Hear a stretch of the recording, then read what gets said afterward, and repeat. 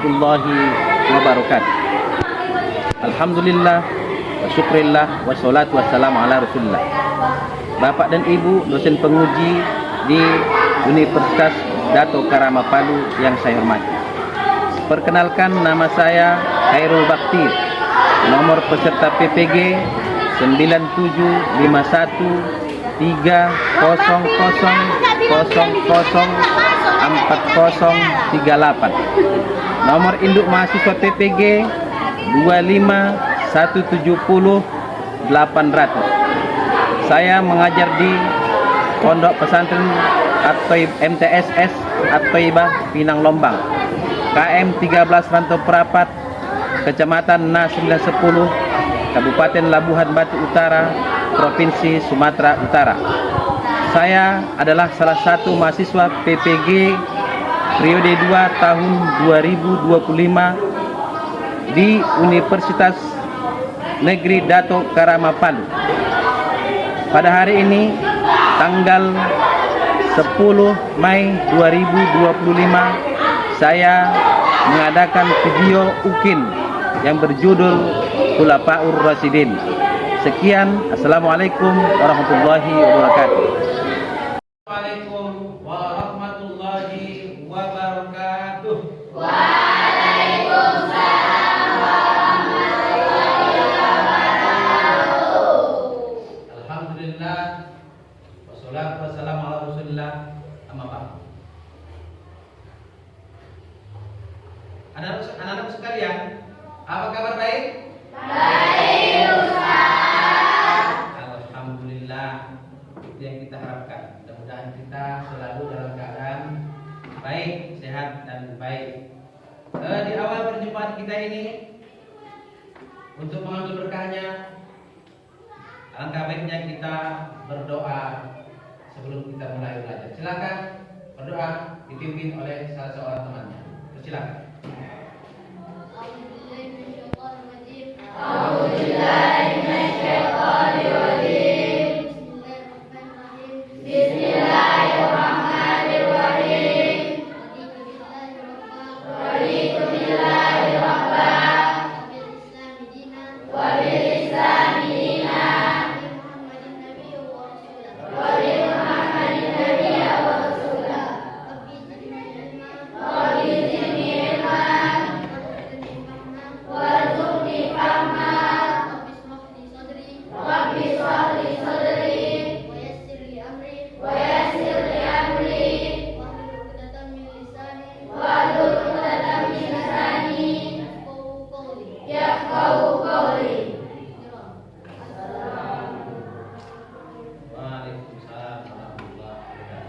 Alhamdulillah ya.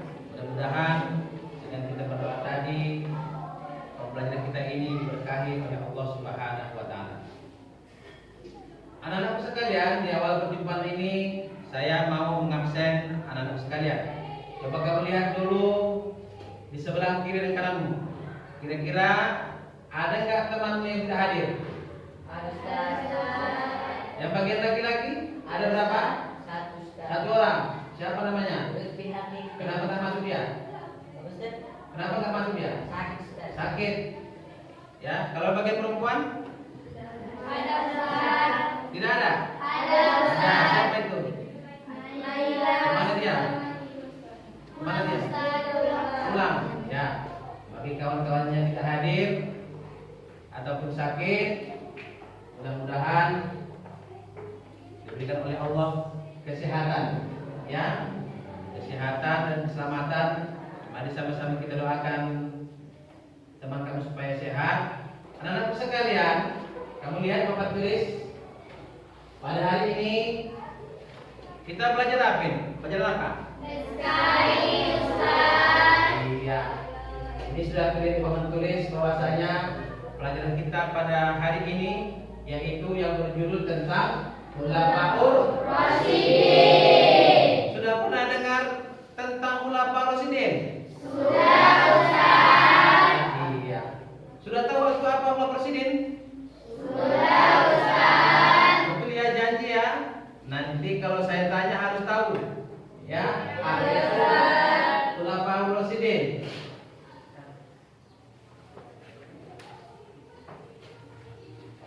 Kemudian kamu lihat di papan tulis, di situ ada tentang pengertian daripada khulafaur rasyidin. Pengertian khulafaur rasyidin secara bahasa yaitu khalifah, artinya apa? Pengganti. Kemudian ar-rasyidin, apa itu? Yang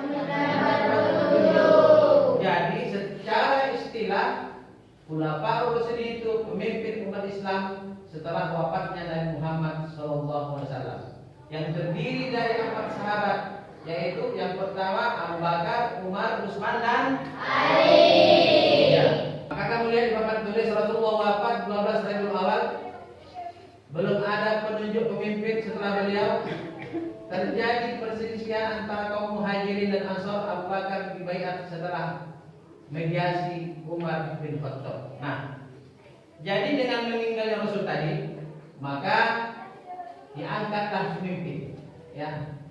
Setelah diadakan antara kaum Muhajirin dan Ansor, diadakan musyawarah, maka terpilihlah yang pertama Abu Bakar As-Siddiq, ya, dibaiat untuk menjadi khalifah.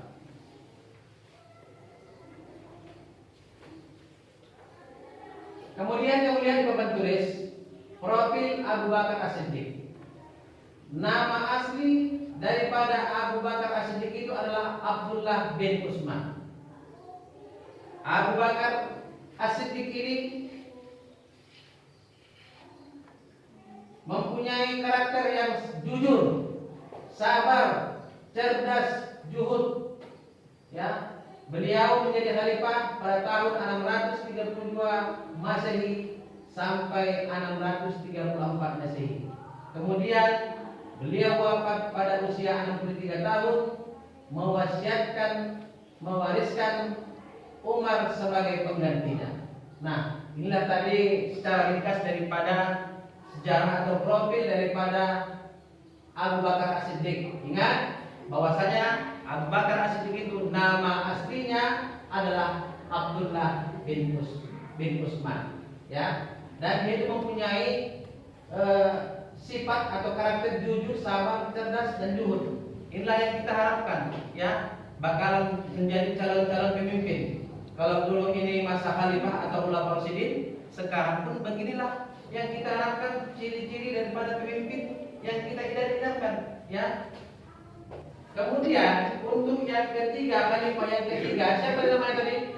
Utsman bin Affan. Utsman bin Affan ini beliau adalah termasuk seorang khalifah yang berhasil untuk mengkodifikasikan Al-Quran, ya. Beliau juga mempunyai sifat yang jujur, adil, dan bijaksana. Kemudian khalifah yang keempat adalah Ali bin Abi Thalib. Ali bin Abi Thalib ini adalah menantu daripada Nabi Muhammad SAW. Dia adalah khalifah yang keempat, mulai dari 656 sampai 661. Dia dikenal dengan pemberani, cerdas, adil, dan wafat akibat dibunuh oleh sahabat. Nah,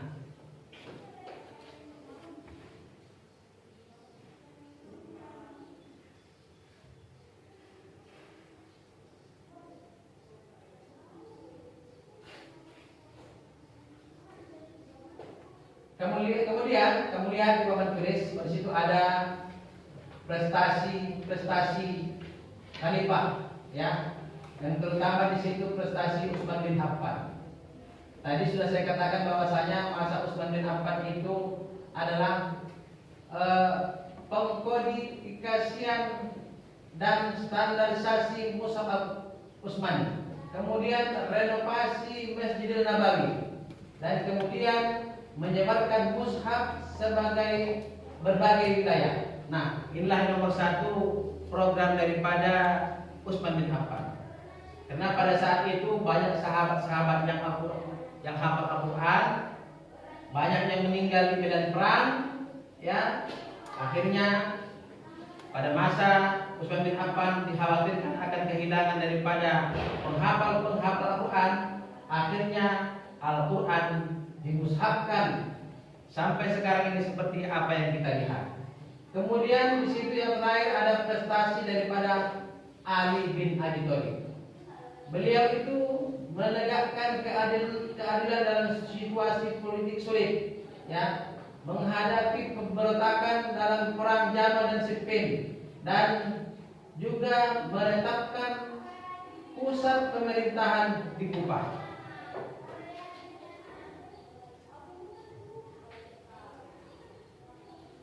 Kemudian anak-anak sekalian, tadi ada yang tertinggal yaitu tentang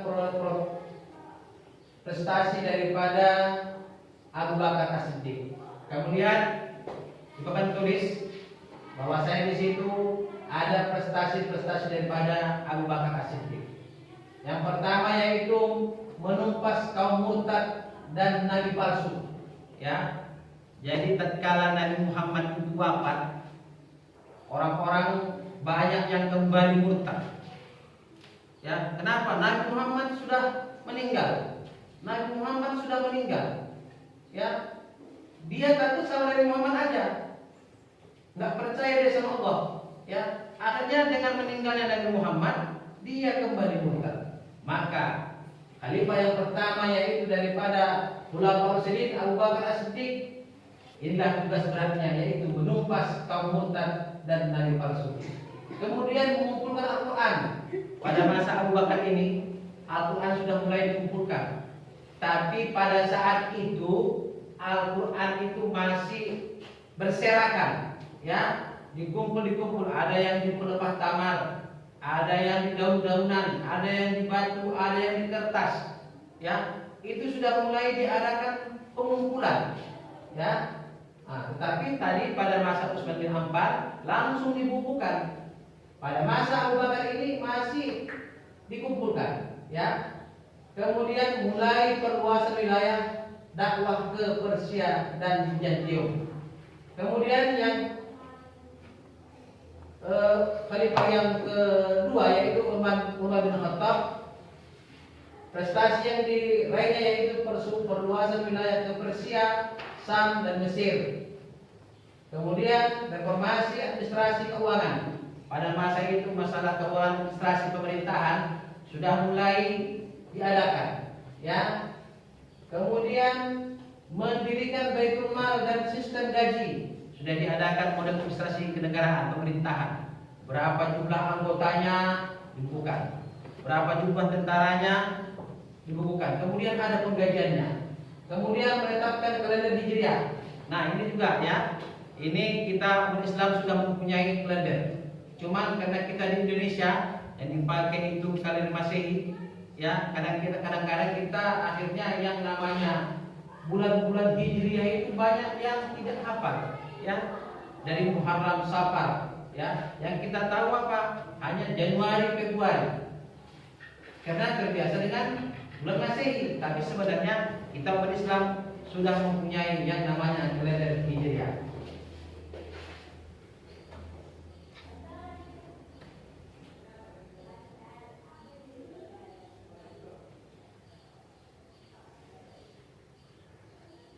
Jadi anak sekalian, tadi sudah sama-sama kamu dengar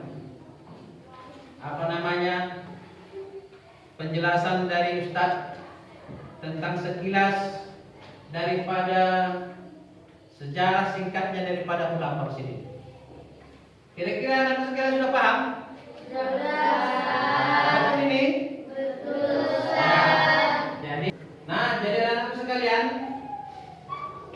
ini sudah kamu dengar tadi penjelasan dari saya. Jadi untuk itu saya akan memberikan tugas kepada kamu semuanya. Nanti kamu membuat rangkuman daripada soal-soal yang Ustaz kasihkan. Ya, kamu rangkum. Kemudian setelah itu nanti kamu akan membacakan ke depan tentang tugas-tugas diskusi dari kelompok masing-masing.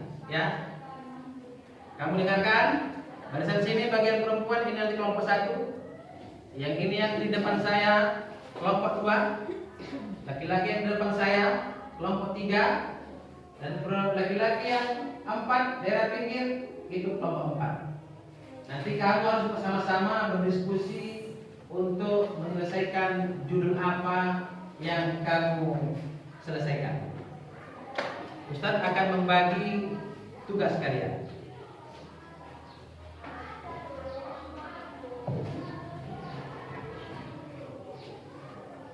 Panggil untuk ke depan, ya. Kalau saya panggil ke depan dengan segera berbaris, perempuan di sini, laki-laki perempuan juga di sini, nanti laki-laki sebelah sana. Kamu bacakan soalnya, kemudian jawabannya. Silakan untuk kelompok 1 untuk ke depan untuk membacakan hasil diskusinya. Silakan. Ayo. Ini waktunya sudah mulai habis ini. Jadi salam. Tapi sini.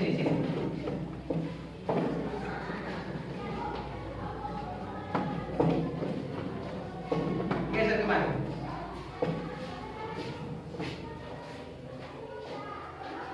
Ayo silakan langsung. Waalaikumsalam warahmatullahi wabarakatuh.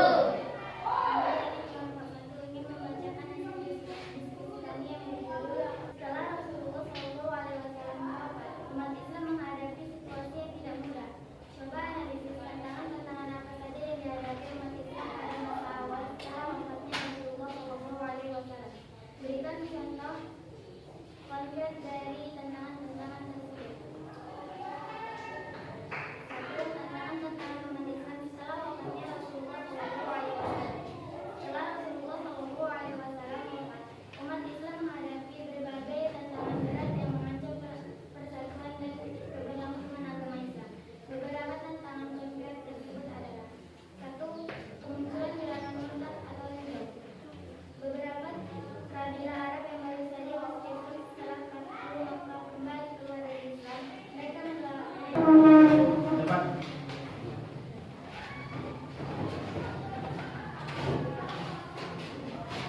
Ayo, cepat. Langsung dibacakan soal, kemudian jawaban. Assalamualaikum warahmatullahi wabarakatuh. Waalaikumsalam warahmatullahi wabarakatuh. Kami dari kelompok 3 akan membacakan hasil diskusi kami. Proses pemilihan Abu Bakar As-Siddiq sebagai khalifah pertama tidak terjadi tanpa adanya perbedaan pendapat. Jelaskan secara singkat bagaimana proses pemilihan tersebut berlangsung dan faktor-faktor apa saja yang menjadi pertimbangan utama dalam pemilihan beliau. Adapun proses pemilihan Abu Bakar As-Siddiq sebagai khalifah pertama adalah proses pemilihan Abu Bakar As-Siddiq sebagai khalifah pertama berlangsung di Saqifah Bani Sa'idah, sebuah balai pertemuan milik Bani Sa'idah. Setelah kabar wafatnya Rasulullah SAW menyebar, kaum Ansar berkumpul di sana untuk membahas siapa yang akan menjadi pemimpin mereka. Kabar ini sampai kepada beberapa tokoh Muhajirin, termasuk Abu Bakar As-Siddiq, Umar bin Khattab, dan Abu Ubaidah bin Jarrah. Mereka segera menuju Saqifah dan terjadi perdebatan yang cukup sengit antara kaum Ansar dan Muhajirin. Kaum Ansar mengusulkan agar pemimpin dipilih dari kalangan mereka, mengingat jasa mereka dalam membela Rasulullah di Madinah. Sementara itu, kaum Muhajirin berargumen bahwa kepemimpinan seharusnya berada di kalangan Quraisy atau suku Rasulullah, karena mereka adalah keluarga terdekat Rasulullah dan memiliki kedudukan yang dihormati di kalangan Arab. Demikianlah hasil diskusi kami. Sekian, wassalamualaikum warahmatullahi wabarakatuh.